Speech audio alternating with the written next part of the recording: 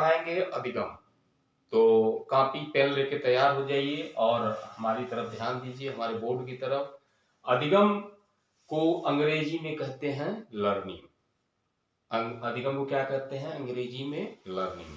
अर्थात इसका जो अर्थ सामान्य तौर पे होता है, शाब्दिक अर्थ देखा जाए तो इसका अर्थ होता है सीखना। आप लोग अभी तक अधिगम के विषय में बहुत से छात्र जो है हमारे, मैं डेली क्लासेस भी लेता हूँ, ठीक है। एक महाविद्यालय, आशा महाविद्यालय से जुड़ा हूँ और मेरी बीएड और बीटीसी में क्लासेस भी होती हैं और कई कोचिंगों में मैं पढ़ाता भी हूँ। तो करीब 10 साल से मैं पढ़ाने का कार्य कर रहा हूँ। तो बहुत से छात्रों ने हमसे ये प्रश्न पूछा कि अधिगम का सर जो है अर्थ क्या होता है एक्चुअल में। तो मैंने सबसे पहले बोला कि अभी तक आप क्या जानते हो अधिगम के बारे में? तो बच्चों ने कहा कि व्यक्ति के व्यवहार में जो वांछनीय परिवर्तन होता है उसे बोलते हैं अधिगम। तो हमने कहा बहुत सही भाई, संकुचित अर्थ में तो यही होता है। तो कहने का मतलब है कि ये जो अर्थ है अधिगम का, ये संकुचित अर्थ है कि व्यक्ति के व्यवहार में वांछनीय परिवर्तन को क्या बोलते हैं? अधिगम कहा जाता है। लेकिन यदि व्यापक दृष्टि से देखा जाए या व्यापक अर्थ में इसको समझा जाए तो जब व्यक्ति को प्रशिक्षण दिया जाएगा और अभ्यास कराया जाएगा और उसके माध्यम से जब अनुभव प्राप्त होगा व्यक्ति को, और अनुभव के माध्यम से जब वह अपने जीवन में वांछनीय व्यवहार परिवर्तित करेगा तो उसको क्या बोलेंगे? अधिगम। तो संकुचित और व्यापक अर्थ को मिला के जब देखा जाए तो अधिगम का क्या अर्थ होगा कि व्यक्ति को जब प्रशिक्षण दिया जाए, अभ्यास कराया जाए और उसमें अनुभव की प्राप्ति हो और उसके व्यवहार में जब वांछनीय परिवर्तन हो तो इसको क्या कहेंगे? अधिगम। अब जैसे उदाहरण के तौर पे देख लीजिए, ठीक, व्यवहार में परिवर्तन तो लोग ड्रिंक भी कर लेते हैं, शराब पीते हैं, मादक द्रव्य सेवन करते हैं, उसके बाद भी तो व्यवहार में परिवर्तन हो जाता है। तो क्या वो अधिगम है? नहीं, वो अधिगम नहीं है। कोई व्यक्ति है, ठीक, और एकाएक वो बीमार हो गया तो उसके भी व्यवहार में तो परिवर्तन हो गया, तो क्या ये अधिगम है? नहीं है। तो इससे ये पता लगता है कि अधिगम को यदि हमको जानना है या अधिगम को पहचानना है तो सबसे पहले हम ये आकलन करेंगे कि अधिगम में क्या होता है। सबसे पहले क्या होता है, हम प्रशिक्षण देते हैं, फिर अभ्यास कराते हैं, फिर अनुभव होता है और तब हमारे व्यवहार में वांछनीय परिवर्तन होता है, तो उसको क्या बोलेंगे? अधिगम कहेंगे।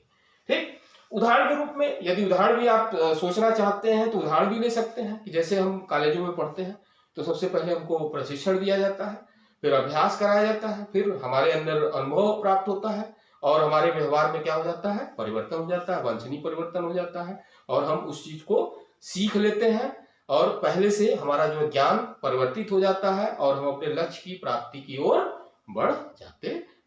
तो कक्षाओं का उदाहरण भी अधिगम के लिए एकदम जो है सटीक उदाहरण है, इसे भी आप सोच सकते हैं और कई अन्य उदाहरण भी सोच सकते हैं।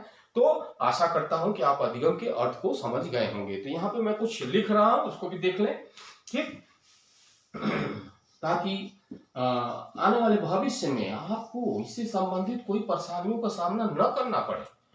हम इसीलिए तो हैं आपके साथ। आप ऐसा ना सोचिएगा कि मैं आपका साथ छोड़ दूंगा, मैं आपके साथ सदैव चलता रहूंगा। विकास क्या है? जीवन पर्यंत चलने वाली प्रक्रिया है। मैं भी आपके साथ चलूंगा और आपका विकास करूंगा, साथ साथ अपना भी विकास होगा। आप शिक्षक बनोगे और हमारा नाम होगा कि आपने हमारी वीडियो देखी और शिक्षक बन गए। प्राइमरी विद्यालय में भी आप मेरा नाम बताएंगे, मैं जानता हूं, मैं आशा करता हूं बताएंगे, जरूर बताएंगे। तो संकुचित अर्थ और दूसरा है व्यापक अर्थ।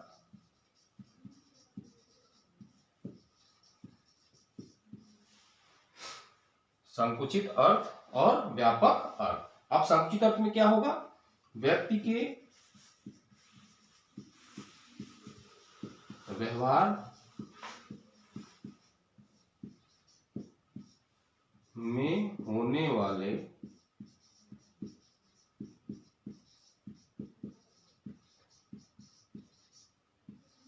वांछनीय परिवर्तन को अधिगम कहा जाता है।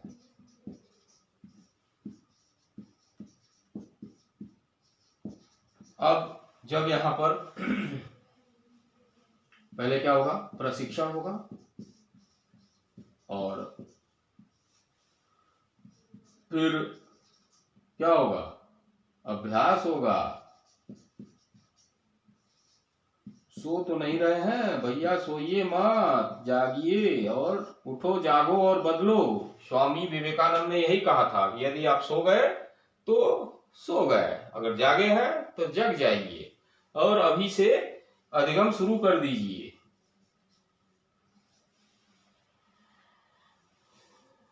तो यहाँ पर अभ्यास ठीक तरह से लिख दूं, नहीं वरना कहेंगे कि सर ने क्या लिखा है।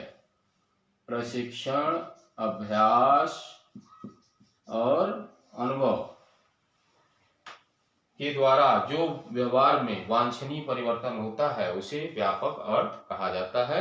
इन दोनों अर्थों को मिला दें तो इसका सार रूप में यही अर्थ हुआ कि व्यक्ति के व्यवहार में जब प्रशिक्षण, अभ्यास और अनुभव के द्वारा वांछनीय परिवर्तन किया जाता है तो उसको अधिगम कहते हैं। तो आशा करता हूं समझ गए होंगे। अब आइए अधिगम की परिभाषा। चलिए अब आपको बताते हैं परिभाषा। अब आइए परिभाषा की ओर जरा ध्यान दिया जाए और इस परिभाषा को हमने ट्रिक के माध्यम से आपके सामने प्रस्तुत किया है। तो ये ट्रिक क्या है कि क्रो अभी आ जाओ। क्या है ट्रिक? क्रो अभी आ जाओ, नहीं तो तुम्हारा गाल फोड़ देंगे। चलिए लिखिए, क्रो अभी आ जाओ भैया, नहीं तो तुम्हारा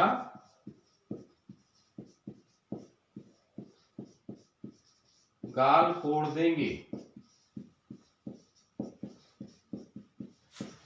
ठीक, फिर उसके बाद आगे है तुम्हारा गाल फोड़ देंगे। फिर क्या होगा? फिर हो जाएगा तुम्हारे व्यवहार में परिवर्तन।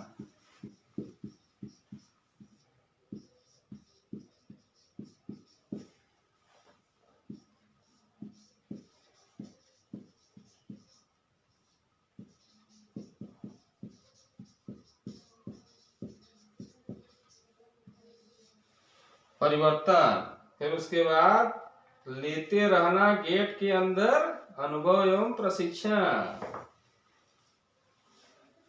फिर उसके बाद है लेते रहना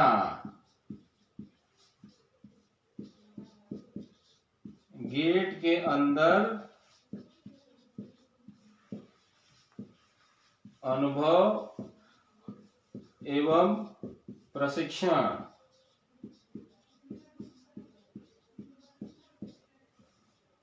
आइजैक न्यूटन ने यही स्थायी ज्ञान दिया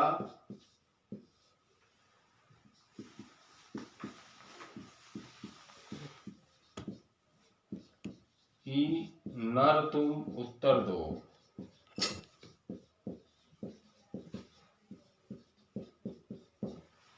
ठीक, तो ये हमारी जो ट्रिक है, अक्सर गाल फोड़ने का काम कौन करता है? पत्नियां। पत्नियों के ऊपर कई कविता बनी है और कई कहानियां बनी है। तो आज हमने ये जो ट्रिक जो है पत्नी के ऊपर बनाया है कि क्रो पति थे बेचारे और पत्नी उनको हड़का रही है और वो जो है किसी कंपनी में जॉब करते हैं। तो क्रो को कहती है कि क्रो अभी आ जाओ, नहीं तो तुम्हारा गाल फोड़ देंगे, फिर हो जाएगा तुम्हारे व्यवहार में परिवर्तन। जाहिर सी बात है भैया, उनका गाल फोड़ा जाएगा, पीटा जाएगा, तो जाहिर सी बात है कि उनका व्यवहार क्या हो जाएगा? परिवर्तित तो होगा ही, रोने जैसा मुंह हो जाएगा। तो उनके व्यवहार में परिवर्तन हो जाएगा और फिर बाद में धमकी भी दे रही कि गेट के अंदर अनुभव एवं प्रशिक्षण लेते रहना। फिर उसके बाद आइजैक न्यूटन ने कहा, आइजैक न्यूटन ने यही स्थायी ज्ञान दिया कि न तुम उत्तर दो, अर्थात करो जल्दी से उत्तर दे दो, नहीं तो मामला खराब हो जाएगा। आइजैक न्यूटन थे क्या थे? उनके मित्र थे। तो ये छोटी सी कहानी है, एक ट्रिक के माध्यम से है। तो अब जो है इसको मैं एक बार समझा दे रहा हूं, फिर आपको लिखने के लिए कहूंगा, ठीक है, या लिख दूंगा, फिर आप लिख लीजिएगा। तो क्रो क्रो एवं क्रो एक मनोवैज्ञानिक थे जो हमारे ट्रिक के माध्यम से क्रो एवं क्रो। अब आ से आदत, अभी से अभिवृत्ति, और तीसरा है ज्ञान।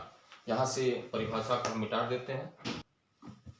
अब देखिए यहां पर क्रो एवं क्रो ने क्या कहा, आ से आदत, मतलब क्रो मैंने वैज्ञानिक हो गए, और आ से आदत, और दूसरी बात इन्होंने क्या की, अभिवृत्ति। अभी से क्या हो गया, अभिवृत्ति। अभिवृत्ति यहाँ गलत लिखा है, लेकिन फिर भी ट्रिक के माध्यम से हमारा ये बताने का प्रयास है, हमारा मुख्य उद्देश्य ट्रिक बताना। और जाओ, जाओ को कर दीजिए ज्ञान। अर्थात क्रो एवं क्रो ने क्या कहा कि आदत, अभिवृत्ति एवं ज्ञान के अर्जन को क्या बोला जाता है, अधिगम कहा जाता है। ऐसा किसने कहा, क्रो एवं क्रो के अनुसार, ठीक। फिर उसके बाद गाल फोड़ देंगे, गाल फोड़ देंगे मतलब गिल फोड़, फिर हो जाएगा तुम्हारे व्यवहार में परिवर्तन। तो गिल फोड़ में किसकी बात की, व्यवहार में परिवर्तन की बात की। अब देखिए क्या कहा इन्होंने, गिलफोर्ड ने कहा कि व्यवहार के कारण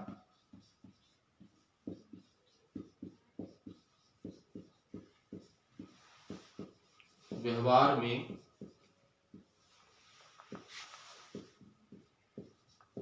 परिवर्तन को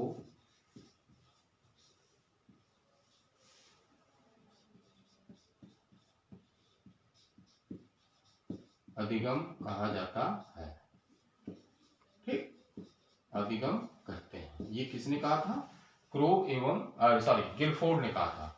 गिलफोर्ड ने क्या कहा, यहाँ गाल फोड़ देंगे मतलब गिलफोर्ड, व्यवहार में परिवर्तन मतलब व्यवहार के कारण व्यवहार में परिवर्तन को क्या करते हैं, अधिगम करते हैं। ऐसा किसने कहा, गिलफोर्ड ने।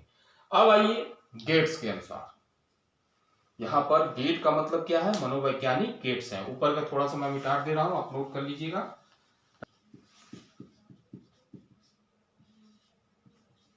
ठीक, गेट्स ने क्या कहा कि अनुभव, यहाँ पर अनुभव एवं प्रशिक्षण की बात की। अनुभव अर्थात अभ्यास इन्होंने छोड़ दिया, अनुभव एवं प्रशिक्षण के कारण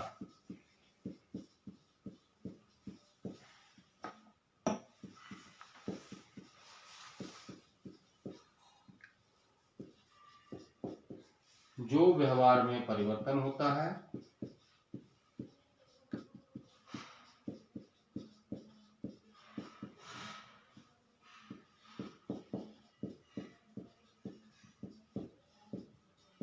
उसे अधिगम कहते हैं।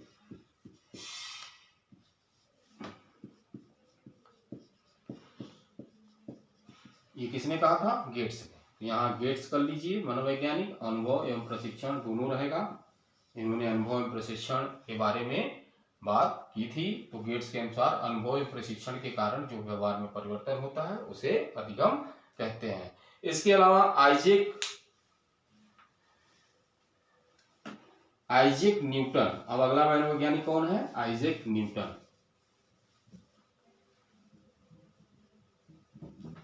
इन्होंने क्या कहा, नवीन व आइजैक न्यूटन ने क्या कहा कि नवीन व स्थायी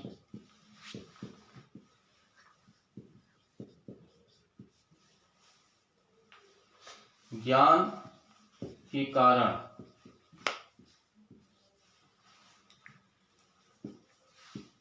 जो व्यवहार में परिवर्तन होता है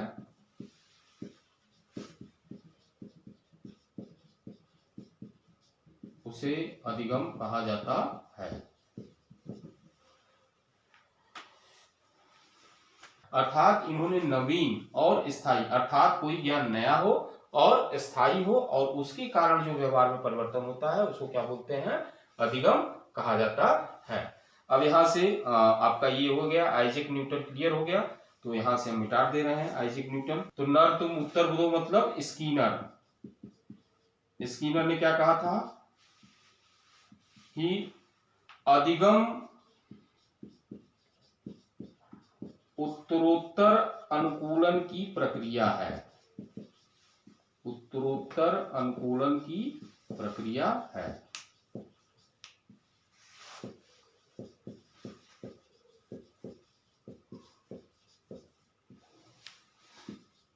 उत्तरोत्तर मतलब लगातार, मतलब क्या, इसका मतलब क्या हुआ कि एक बार आपने अधिगम कर लिया, फिर उसके बाद अगला अधिगम करेंगे, तो क्या हुआ कि एक बार जब अधिगम कर लिया तो दोबारा जब अधिगम करेंगे तो उसके बाद करते जाएंगे अधिगम।